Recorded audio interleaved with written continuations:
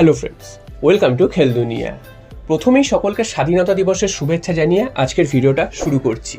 এবং খেলার বাইরে আরও একটা কথা বলে রাখা দরকার, বিগত কয়েকদিন ধরে যে আন্দোলন চলছে সারা কলকাতা জুড়ে, সারা বাংলা জুড়ে, সারা ভারত জুড়ে, সেই প্রতিবাদের ভাষা যেন খেলার মাঠেও ছড়িয়ে পড়ুক। আগামী 18 তারিখ যে ডার্বি ম্যাচ রয়েছে, সেই ডার্বি ম্যাচে প্রত্যেকে যেন সেই প্রতিবাদের ভাষাটা মাঠের মধ্যেও তুলে ধরে, যাতে খুব তাড়াতাড়ি এই সমস্যার সমাধান হয় এবং দোষীরা যেন কঠোর শাস্তি পাক এবং সর্বত্র যেন এই প্রতিবাদ ছড়িয়ে পড়ুক, এই আর্জিই জানাচ্ছি। এরপর চলে আসছি মেন টপিকে, খেলার খবরে। সেখানে হচ্ছে গতকাল তোমাদের জানিয়েছিলাম যে মোহনবাগানকে চক্রান্ত করে আটকানোর চেষ্টা করছে আইএফএর তরফ থেকে, এমনটাই কিন্তু অভিযোগ মোহনবাগান ম্যানেজমেন্টের তরফ থেকে আসছে। এবং দিমিত্রি পেটাটসের সাথে কিন্তু জেমি ম্যাকলারেন, এই দুজনকে কিন্তু রেজিস্ট্রেশন করতে দেওয়া হচ্ছে না ভিসা সংক্রান্ত সমস্যার কারণ দেখিয়ে। তো নানা আছিলায় কিন্তু তাদেরকে কিন্তু আটকে দেওয়ার চেষ্টা হচ্ছিল এবং মোহনবাগান ম্যানেজমেন্ট তার জন্য কিন্তু বিরাট ক্ষুব্ধ ছিল।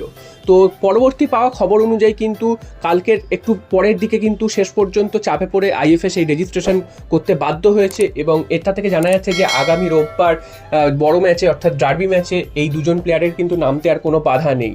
তো প্রথমে কিন্তু এটা নিয়ে প্রচণ্ড একটা সমালোচনার ঝড় উঠেছিল। মোহনবাগান সমর্থকরাও কিন্তু সমালোচনা করছিল যে বারবার কেন মোহনবাগানকে এই ধরনের সমস্যার সম্মুখীন হতে হচ্ছে এবং মোহনবাগানকে কেন এভাবে আটকে রাখা হচ্ছে। এবং দিমিত্রি পেটাটস এবং জেমি ম্যাকলারেন এই দুজনকে আটকে রাখার কারণ কি সেটা কিন্তু ঠিকভাবে জানা যায়নি, শুধু শোনা যাচ্ছিল তাদের ভিসা সংক্রান্ত নাকি কোনো সমস্যা রয়েছে। তো শেষ পর্যন্ত চাপের মুখে নথি স্বীকার করতে বাধ্য হয়েছে এবং তাদেরকে কিন্তু রেজিস্ট্রেশন করানো হয়েছে এবং তারা কিন্তু আগামী 18 তারিখ ডার্বি ম্যাচে মাঠে নামতে পারবে। তো এই বিষয়ে তোমাদের মতামত কি? কেন এই রকম টালবাহানা হলো আইএফএর তরফ থেকে? সেখানে কি কোনো চক্রান্ত হচ্ছিল মোহনবাগানের বিরুদ্ধে, যাতে মোহনবাগান ডার্বি ম্যাচে ফোকাস করতে না পারে বা ভালো খেলতে না পারে? সেটা কিন্তু তোমরা অবশ্যই কমেন্ট বক্সে জানিও। তবে এই ঘটনা কিন্তু ঘটা উচিত না, সেটা যে কোনো দলের ক্ষেত্রেই হোক। সমস্ত দল যেন তাদের পূর্ণ শক্তি নিয়ে খেলতে পারে, তাহলেই তো একটা খেলার মজা হবে এবং খেলা একটা জমবে। তো দেখা যাক পরবর্তীকালে এরকম ঘটনা আর ঘটে কিনা, সেদিকেও আমাদের লক্ষ্য থাকবে। এবং আগামী 18 তারিখ একটা জমজমাট ডার্বি দেখার অপেক্ষায় সমস্ত ফুটবল